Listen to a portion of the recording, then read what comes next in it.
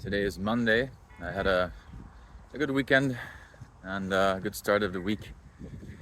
Um, I do feel some pressure though, in the sense that Bitcoin is now breaching its all-time high. It had a close above it, and now, after like a slight dip, it's now well above 70,000. So it's in price exploration mode, basically.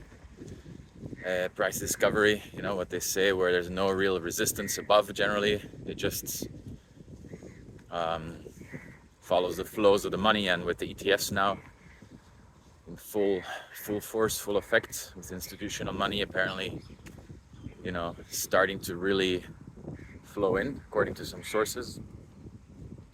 Who knows how high it could go this cycle, or if the cycle is going to, rather than depend on the halving, which is now only 35 days away or so, if it'll instead be more linked to this event, the ETF opening, because it's a lot more significant, no, in terms of where capital is going to be coming from. If institutions start buying slowly and then ramp it up, and instead of treasuries and the usual, they start parking their capital in Bitcoin, which makes sense for a lot of reasons, which I don't know if I have to go over, but basically the Michael Saylor videos explain it pretty well. Yesterday I was listening to about an hour of content. Of course, either you get it or you don't. I sent it to my dad, and I don't know if he watched it or not, but he just said, Michael Saylor is a charlatan, and he's just trying to prop up his company because that's the only way to keep it alive by now, because he's fully invested in Bitcoin. He has to shill it to other people. But for me, it makes a lot of sense what Michael Saylor preaches, you could say. I'll link to that video in the description also. But yeah, I don't think there's ever been, as far as I can recall, such a bullish time, because there were always risk factors, such as a government banning Bitcoin, such as China or possibly even the US. Now with the ETFs, they basically give it a stamp of approval, so that becomes much less of a factor. If the US is on board, the SEC, then other countries don't seem as likely to oppose that position, right? That was one big risk factor.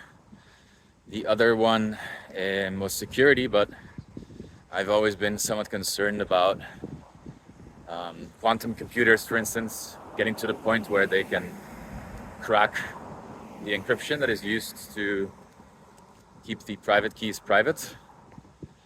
But it seems that it would be possible to patch Bitcoin on short notice, if that were to become a big threat.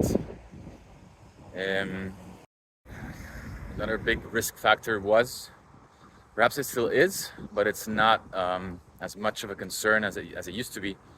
I think a lot of the questions and doubts have been more muted as of late, which is Tether.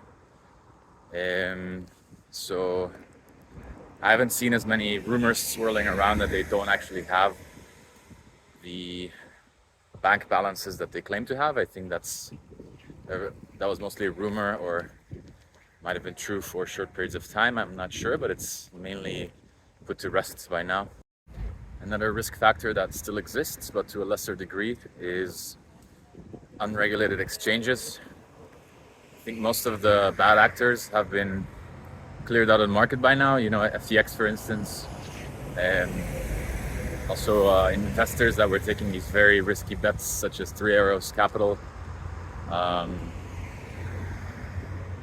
That's the other one, Terra Luna. A lot of them have been wiped up. I'm sure there will be others, but there are now so many regulated options that it's becoming less of a concern as a percentage of the overall market. Of course, if you do select your exchange, make sure that you pick a reputable one with a bit of history. It's better to not be able to trade the latest shitcoins, but to have your your main stack in a safe place. The ideal thing to do is, of course, put it in cold storage.